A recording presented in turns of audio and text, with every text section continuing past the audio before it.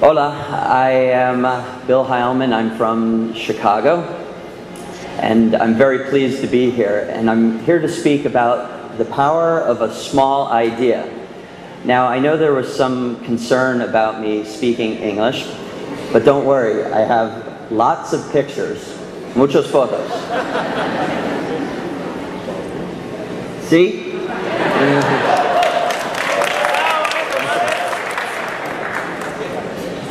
That's actually for the boys from Panama. The first time I was in Panama, I was driving through the country, and it was amazing because I was going through, and every billboard that I saw seemed to have a woman in a bikini in it.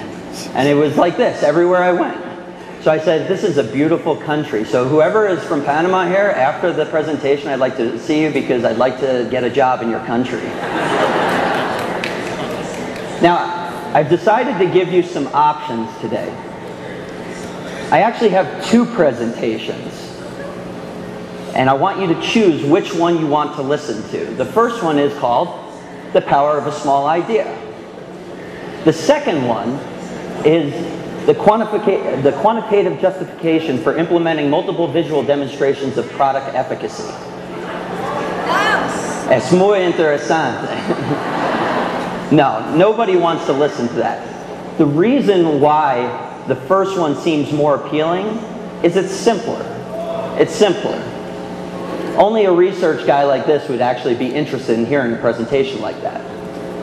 We live in a very complex world, and with all the different product choices that are out there, people want simplicity. They appreciate it. So that's why I'm here. I'm here to speak about the power of a small idea. And by small, I mean simple. A simple idea. Now, you've probably heard people say this, we have to come up with the big idea. The big idea. But why? What's so special about the big idea? When people say the big idea, what they really mean is something that's powerful. But things that are small can be powerful too, can't they? A bullet, for instance. A bullet can be powerful. An atom. It's extremely small. Actually, when you make it smaller, what happens? Something big happens. This is James Baker. He was previously the United States Treasury Secretary. His job basically was to oversee the money in the United States, so to speak, monetary policy. This man in 1987 uttered three small words, three words, and it changed the world, or helped change it at least. I'll give you the story. James Baker went to Germany because Germany was having economic problems at the time. He went to see the Treasury Minister over in Germany and he said, I think you need to do something about your economy because it's affecting the United States.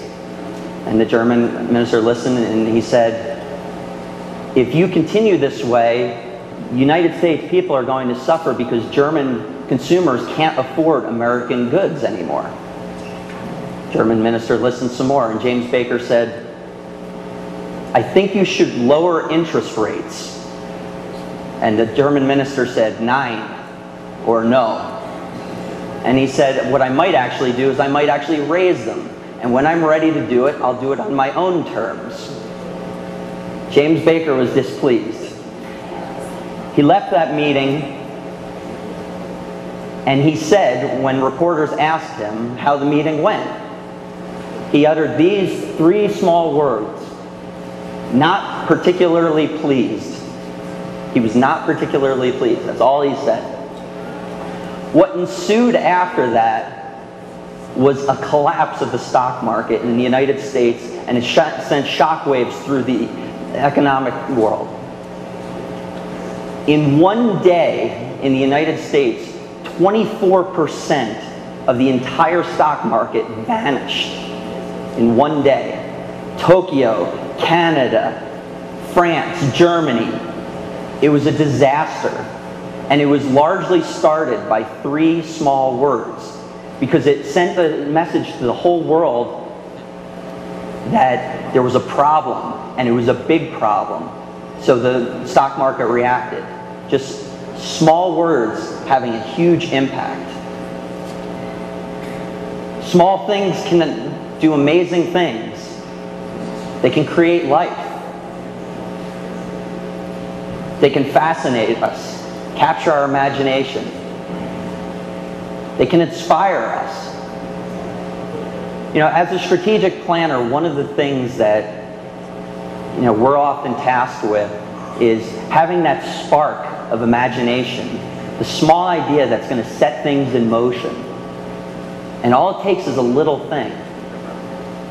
In essence, as marketing and advertising professionals, that's what we're responsible for. We are responsible for inspiring consumers, motivating, giving them a spark so they go out and buy what we're selling.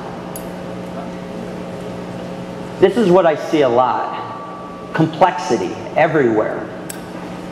The more things that get complex, the harder it is on people. You know, you start with the so-called big idea, and then it gets bigger and longer, and what you end up with is something that's worse. That's not what we want. We want simple ideas that are going to move people. 2 authors. The guy on the left you may know, Jorge Luis Borges, very famous Argentinian author. On the right, I have no idea who the hell that guy is. And it's probably because of something. Borges, one of the things that we appreciate about Borges now is the simplicity with which he wrote. Very simple. In one page, he could capture what some people couldn't even capture in an entire novel. The guy on the right, his novel was probably too damn long and nobody even cared. Are you familiar with that? Maybe you've seen that document before. That's the United States Constitution. In one page, they managed to set up the entire framework for the United States government on that one page. It's a very complex thing, and they managed to do it in one page. Now there's the creative brief, all right? How is it that we can set up an entire government in one page and expect to, in the same amount of words, try to explain an idea? It's too much. It's too much. It needs to be simpler. I mean, let's face it. Creatives, when I go meet them, they don't want to read. Really. I mean, sometimes I even question whether they can read, but this is just not what they need. One of the questions I always get from our creative directors when I sit down and they look at the brief and we're having a conversation, and then after an hour-long conversation they say to me, okay, what do you want me to say? So that tells me this is not right. One of the principles that we adhere to, and it's something that a lot of people at BBDO use, this idea of a simple idea needs to be textable. It has to be small enough that you would want to put it into a text message and send it to someone.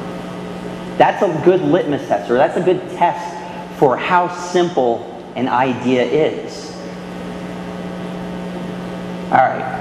So let me show you a few examples about how you take a lot of strategy, a lot of learning, and boil it down to a simple, small idea and create really powerful advertising with it. This is Nicole. Nicole is a consumer of ours, and Nicole is a bitch. Now the thing is, we have to sell Nicole candy. Now, unfortunately, you can't say, hey bitch, buy our candy. That doesn't work so well in advertising. So we had to come up with something a little bit better than that. So when we talked to Nicole, one of the things that we found was she knew she was a bitch. And that actually can work to our favor. She, deep down, actually wanted to be good, but it was really, really hard. She's the kind of girl who makes fun of other girls' shoes. She points across the room and laughs.